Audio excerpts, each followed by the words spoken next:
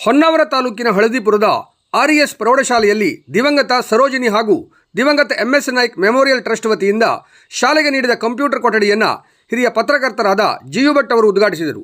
ನಂತರ ನಡೆದ ಸಭಾ ಕಾರ್ಯಕ್ರಮ ಉದ್ದೇಶಿಸಿ ಮಾತನಾಡಿ, ಹಳ್ಳಿಯ ಮಕ್ಕಳಿಗೆ ಶಿಕ್ಷಣವೇ ಸಿಗದ ಕಾಲದಲ್ಲಿ ಈ ಸಂಸ್ಥೆಯನ್ನು ಕಟ್ಟಲಾಗಿತ್ತು. ಈ ಹಿಂದೆ ವಿಜ್ಞಾನ ಮತ್ತು ಗಣಿತ ಲ್ಯಾಬ್ ಉದ್ಘಾಟನೆಯಲ್ಲೂ ಪಾಲ್ಗೊಂಡಿದ್ದೆ.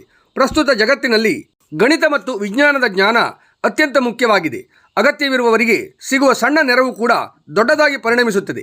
ದಾನಿಗಳಿಂದ ಇನ್ನೂ ಹೆಚ್ಚಿನ ನೆರವು ಸಿಕ್ಕು ಗ್ರಾಮೀಣ ಭಾಗದ ಎಲ್ಲ ಮಕ್ಕಳಿಗೂ ಕಂಪ್ಯೂಟರ್ ಶಿಕ್ಷಣ ದೊರೆಯುವಂತಾಗಬೇಕು. ಹುಟ್ಟುವಾಗ ಬಡವನಾಗಿ ಹುಟ್ಟುವುದು ತಪ್ಪಲ್ಲ.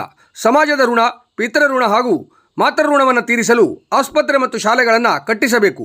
ಜನರಿಗೆ ಜೀವನದುದ್ದಕ್ಕೂ ದುಡಿದು ಬದುಕುವ ಶಕ್ತಿ ತುಂಬಬೇಕು.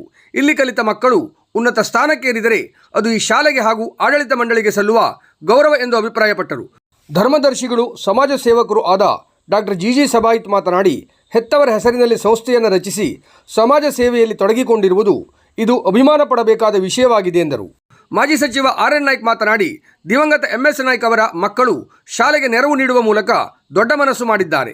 ದಾನ, ಧರ್ಮ ಮತ್ತು ಎದೆಗಾರಿಕೆ ಎಂಬುದು ಪೂರ್ವಜರ ಸಂಸ್ಕಾರದಿಂದ ತಲಾಂತರದಿಂದ ರಕ್ತಗತವಾಗಿ ಬರುತ್ತದೆ. ನೀವು ಉನ್ನತ ಸ್ಥಾನಕ್ಕೆ ಏರಿದಾಗ ನಿಮ್ಮ ಊರಿಗೆ ಹಾಗೂ ನೀವು ಕಲಿತ ಸಂಸ್ಥೆಗೆ ಸಹಾಯ ಮಾಡುವ ಸಂಕಲ್ಪ ಮಾಡಿ ಎಂದು ಕರೆ ನೀಡಿದರು.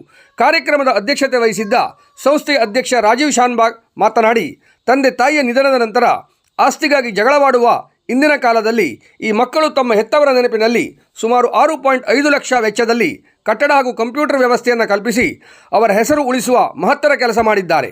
21ನೇ ಶತಮಾನವು ಸಂಪೂರ್ಣ ತಂತ್ರಜ್ಞಾನದ ಯುಗವಾಗಿದೆ. ವಿದ್ಯಾರ್ಥಿಗಳು ಈ ಕಂಪ್ಯೂಟರ್ಗಳ ಸರಿಯಾದ ಸದುಪಯೋಗ ಪಡೆದುಕೊಂಡರೆ ನಾವು ದಾನಿಗಳ ಕುಟುಂಬಕ್ಕೆ ಸಲ್ಲಿಸುವ ನಿಜವಾದ ಗೌರವವಾಗುತ್ತದೆ ಎಂದರು. ಕಾರ್ಯಕ್ರಮದಲ್ಲಿ ಆರ್ಎಸ್ ಆಡಳಿತ ಮಂಡಳಿಯ ಸದಸ್ಯರಾದ ಸೀತಾರಾಮ್ ನಾಯ್ಕ್, ಪದವಿ ಪೂರ್ವ ವಿಭಾಗದ ಪ್ರಾಂಶುಪಾಲರಾದ ಉಮೇಶ್ ಗೌಡ ಹಾಗೂ ಪ್ರೌಢಶಾಲಾ ವಿಭಾಗದ ಮುಖ್ಯಾಧ್ಯಾಪಕರಾದ ಸೋಮೇಶ್ ಪೂಜಾರ್ ಉಪಸ್ಥಿತರಿದ್ದರು.